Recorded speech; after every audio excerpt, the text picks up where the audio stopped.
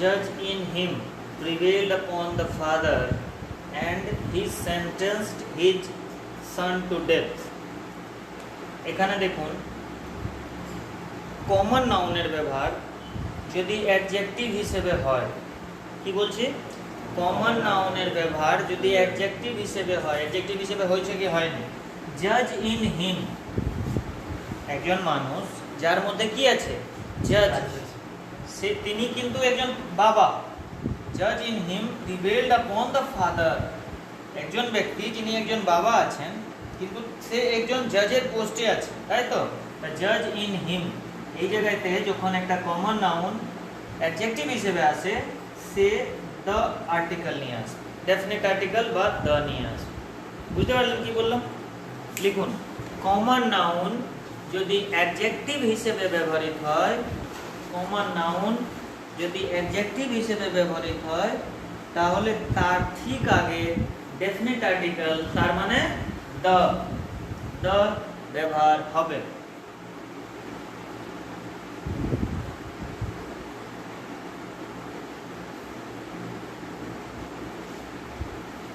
লিখেছেন? লিখলেন?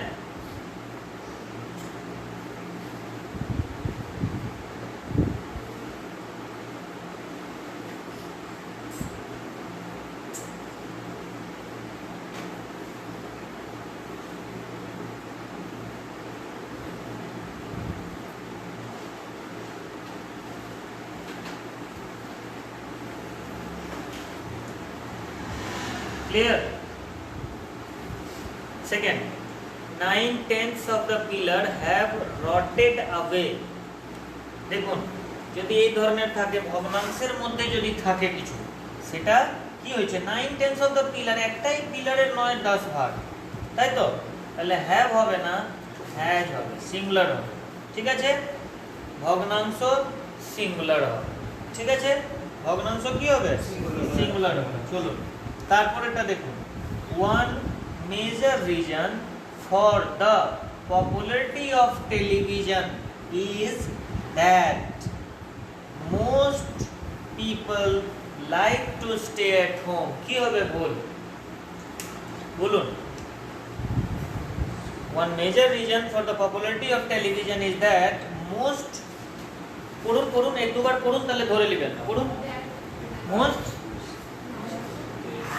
হ্যাঁ বলো বলো বলো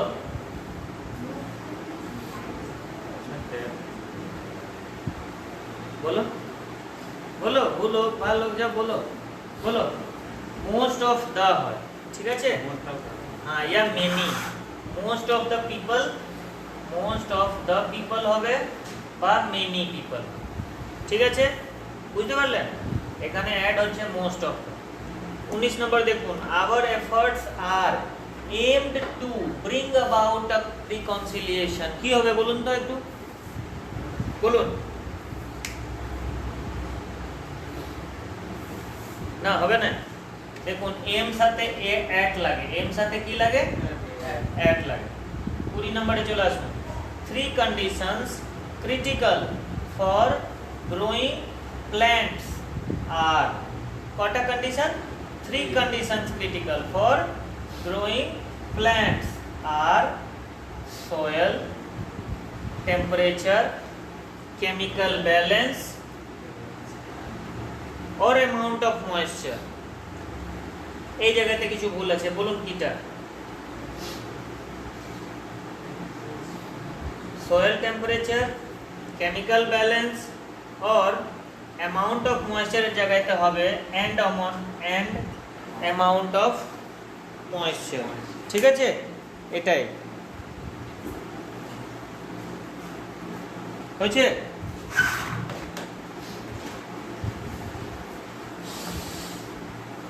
আর বাকি ছবি দেবো, ছবি দেখে দেখে করে নেবেন, হ্যাঁ।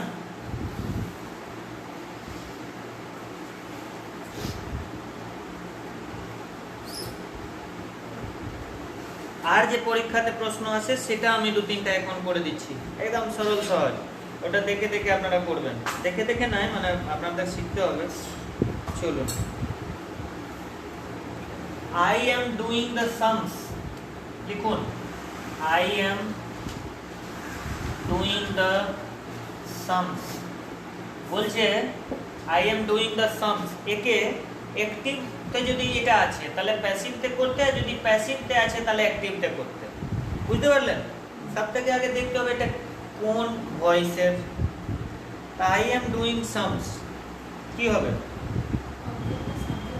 হ্যাঁ কি হবে? অবজেক্টটা সাবজেক্ট হবে। ঠিক আছে, অবজেক্টটা সাবজেক্ট হবে। আর the sums, দেখবেন সবাই বোর্ড দিকে তাকান, লেখা ছড়ে দেন the sums, এখানে আই সাথে এম আছে মানে প্রেজেন্ট টেন্সে, মানে প্রেজেন্ট টেন্সে কন্টিনিউয়াসে আছে, তো the sums সাথে কি বসবে বলো? আর the sums are, তারপর ডুইং আছে তাহলে being done by me। Clear? এটা একটা প্রশ্ন। ঠিক আছে, করুন করুন।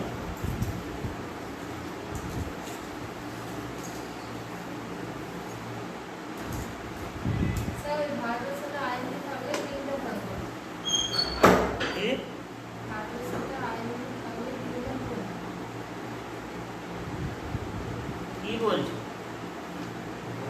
ভার্বের সাথে হ্যাঁ একদম ঠিক, ভার্বের সাথে আইএনজি থাকে বলে এখানে বিইএনজি বিইআইএনজি এসেছে। খুব ভালো। চলুন পরের প্রশ্ন তাহলে।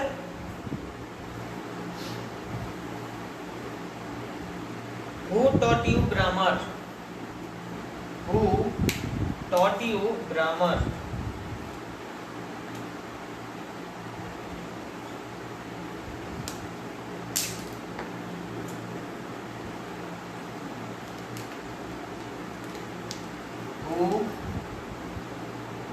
Who taught you grammar? এটা প্রশ্ন। এটাকে আমরা অ্যাক্টিভ যদি আছে এটা প্যাসিভ, প্যাসিভ যদি আছে এটা অ্যাক্টিভ তে চেঞ্জ করব।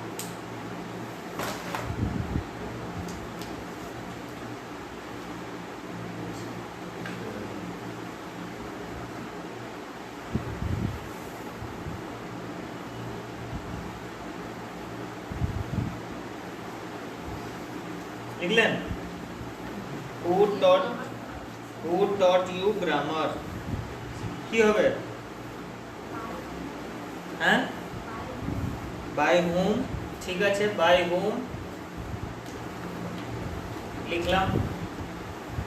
who যদি থাকে তাহলে by whom দেবেন। ঠিক আছে, তারপর by whom, এরপর কি করব? was, কারণ এখানে was taught আছে, verb to আছে তাহলে was। by whom was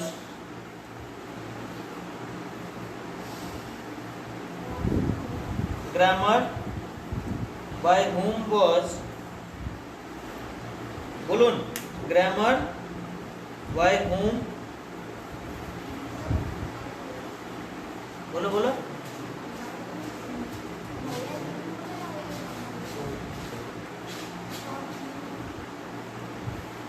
by whom,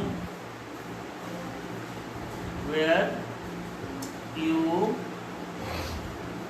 taught, by whom were you taught, এরপর grammar।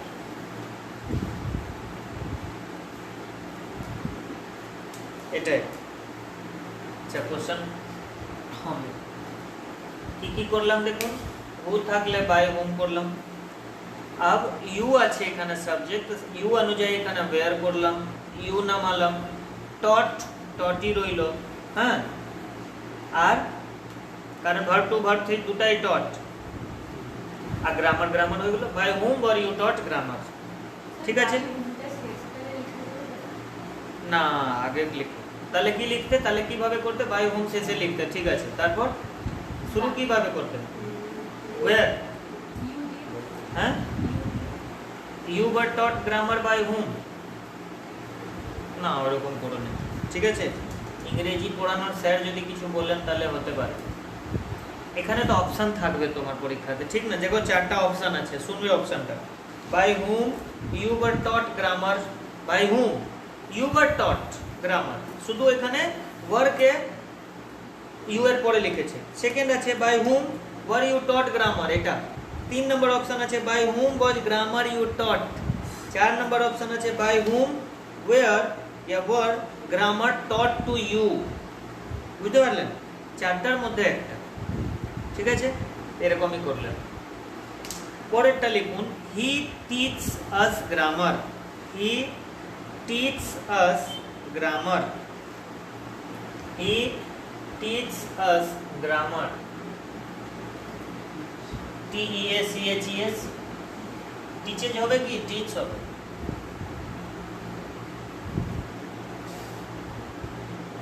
he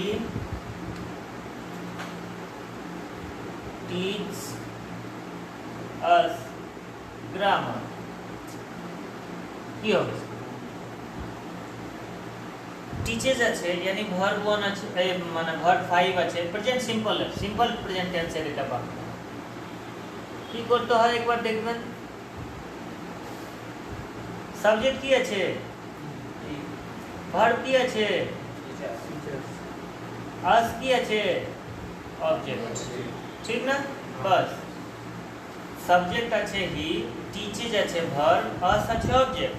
তো প্রথম কাজ করি আমরা অবজেক্ট, তাহলে উই, অবজেক্টকে যখন সাবজেক্ট করবেন তাহলে কি লিখবেন, উই, উই, হ্যাঁ আসটা উই হচ্ছে, হ্যাঁ আস হয় অবজেক্ট হিসেবে, সাবজেক্ট হিসেবে উই হয়ে যায়, ঠিক না, যেমন মি আই হয়ে যায়, হিম হি হয়ে যায়, ঠিক আছে, এইভাবে। তাহলে উই, अब হেল্পিং ভার্ব হিসেবে কি আছে উই সাথে, উই আর, ঠিক না, উই আর, এই যে ভার্ব যাই থাকুক ভার্ব 3 বসবে, টট, উই আর টট, ঠিক আছে, উই আর টট কি গ্রামার,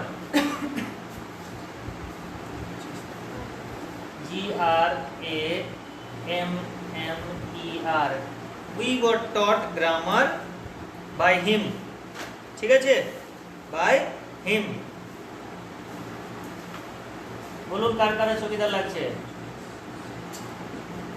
বলুন। we were taught grammar by him, কার কার মনে হচ্ছে কি এটা ভুল, ভুল নয় মানে বুঝতে অসুবিধা হচ্ছে সেটা বলুন, ঠিক আছে, লজ্জা পেয়ে থাকো, টিচারটা টট না, টিচার না টিচেস, টিচেসটা টট, কি কি হয় জিনিসটা, যে অবজেক্ট থাকে সেটা সাবজেক্ট হয়, সবাই দিকে তাকান, যে অবজেক্ট থাকে সে কি হয়, সাবজেক্ট হয়, আর কোন টেন্সের আছে ওর অ্যাকর্ডিং হেল্পিং ভার্ব বসে, হ্যাঁ, আর তারপর যে কিছু ভার্ব থাকুক ভার্ব 3 হয়, হ্যাঁ, আর তারপর যে বাকি আছে সেটা লিখে দেন, আর শেষে বাই করে সাবজেক্টটাকে অবজেক্ট করে দেন। বুঝতে পারলেন? 4-5টা কোশ্চেন দেখা যাক।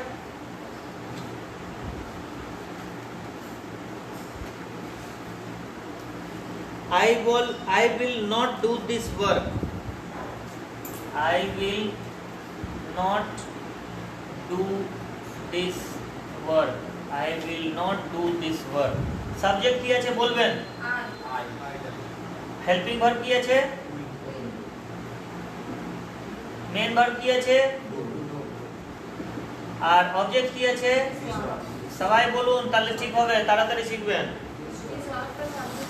দিস ওয়ার্ডটা সাবজেক্ট হয়ে গেল, ঠিক আছে, দিস ওয়ার্ড, তারপর হেল্পিং ভার্ব উইল আছে, তাহলে উইল থাকবে, দিস ওয়ার্ক উইল, আর দিস ওয়ার্ক উইল, আর বলুন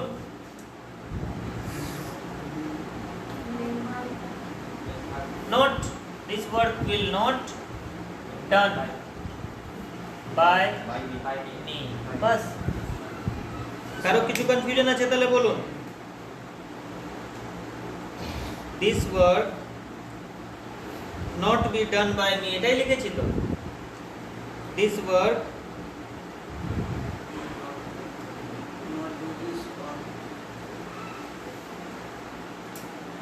will not একটা ভুল আছে কিছু, will not একটা জিনিস হতো বি, হতো B, will not be done by me. This work will not be done by me. ঠিক করুন।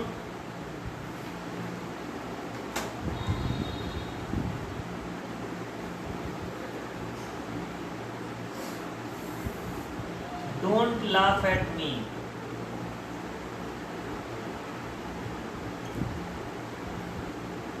বলুন, don't laugh at me.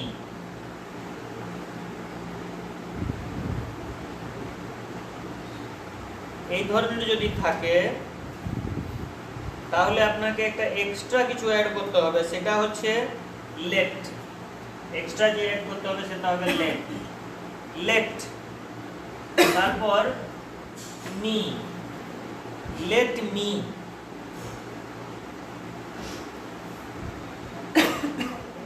be not laughed at।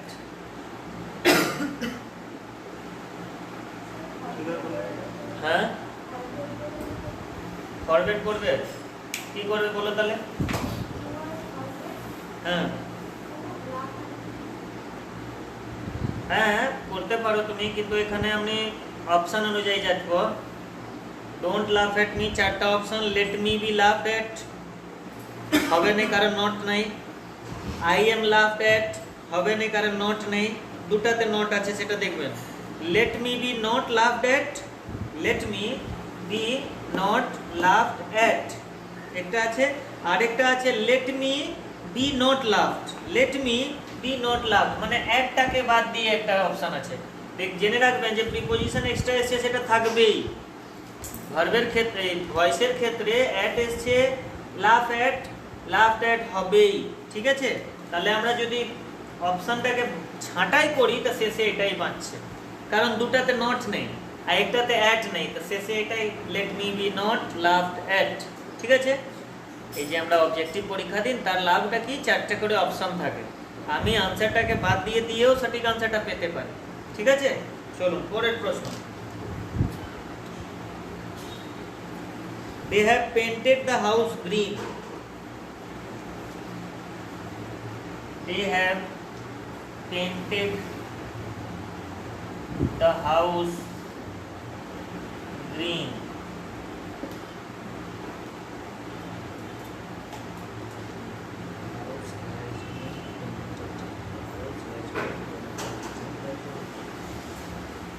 বলুন, এটা বলুন আনসার আপনারা। হ্যাঁ দেখুন কে বলতে পারেন।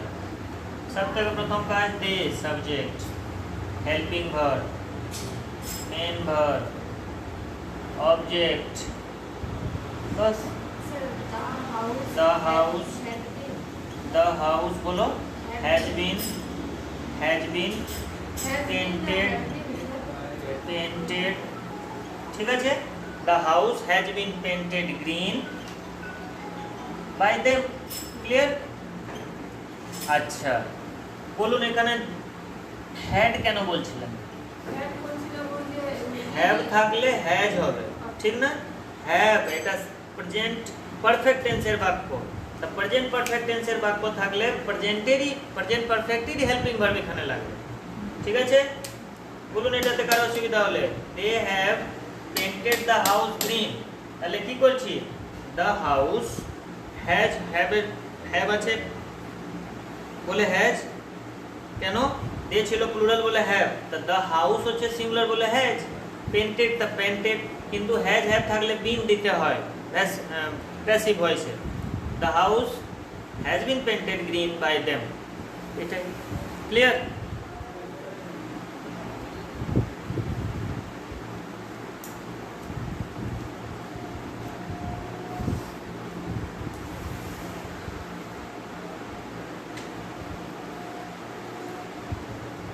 আরেকটা question, whom does he look for? whom does he look for? clear, whom does he look for? এটা অ্যাক্টিভ না প্যাসিভ বলুন। হ্যাঁ প্যাসিভে আছে, তাহলে অ্যাক্টিভ করুন। অ্যাক্টিভ করার জন্য কি করতে হবে, হুম আছে, তাহলে কি করবেন? হুম তো আছে, কি করবেন? হ্যাঁ, হু করব, হু হু করলাম। তারপরে সিম্পল প্রেজেন্ট টেন্সের এটা বাক্য। সিম্পল প্রেজেন্ট টেন্সে হেল্পিং ভার্ব কি কি হয়? ইজ এম আর, তো হু। আর এখানে অবজেক্ট হিসেবে এখানে হি আছে, তাহলে is. Who is looked, who is looked, who is looked for, who is looked for, একসাথে হয়ে গেল হু ইজ লুকড ফর, এটাই বুঝতে পারলেন? হু ইজ লুকড ফর, এরপর বাই হিম, তাহলে এটা অ্যাক্টিভ ভয়েসে ছিল, ঠিক না? ভুল বললাম, অ্যাক্টিভ আছে, এটা প্যাসিভে করলাম আমরা। প্যাসিভ চেনার সবথেকে বড় হচ্ছে বাই প্লাস অবজেক্ট থাকবে, ঠিক আছে? দেখুন, অসুবিধা হলে বলুন।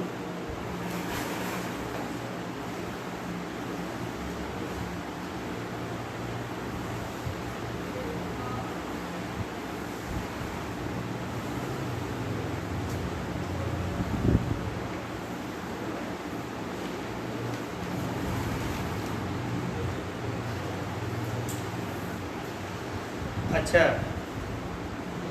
लिखुन, you surprise me, you surprise me,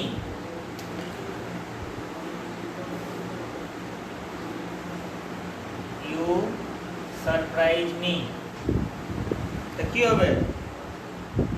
I am surprised, बस I am सरप्राइज्ड, ঠিক আছে? সারপ্রাইজ এর স্পেলিংটা ভুল করেছি, ঠিক আছে? Let me do this, next let me do this, let দিয়ে শুরু হয়েছে, কি হবে? Let me do this, let this be done, let this be done by me। তাহলে কালকে ভয়েস করব, হ্যাঁ? আজকে যেরকম প্রশ্ন দেখলেন ওই রকমই প্রশ্নতে আসবে, কালকে ভয়েস করব। এখন ওয়েস্ট বেঙ্গল সম্পর্কে কিছু কোশ্চেন লিখবো আমরা, হ্যাঁ? ঠিক আছে, চলুন একবার